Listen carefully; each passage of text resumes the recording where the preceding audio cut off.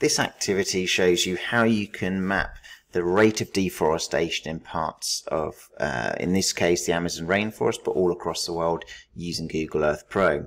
So the first thing is to load up the layer State of Rondônia Deforestation. This is in the layer file supplied. I'm going to zoom in. I'm going to get a little bit closer in. I found that probably a good view of this one is around 700. Let's get out one more. Okay, roughly around there. And the next thing to do is to make sure you've got the historical function selected.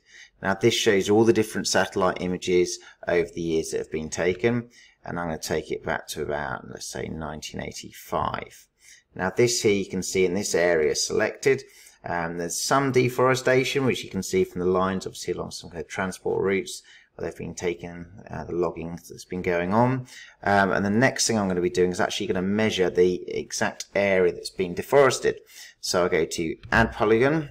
I'll call this 1985 Tree Clearance.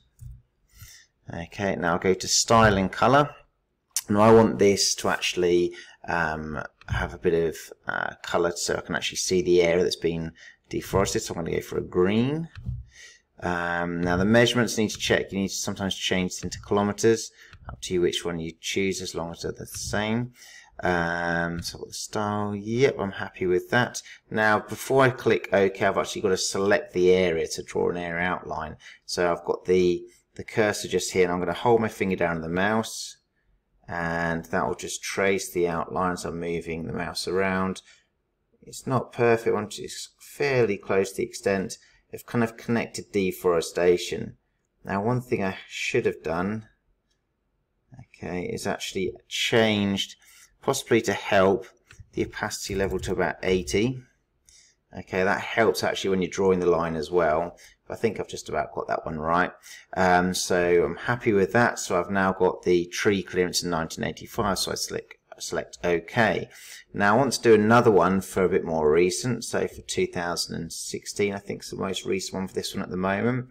I'm going to click on the polygon function again.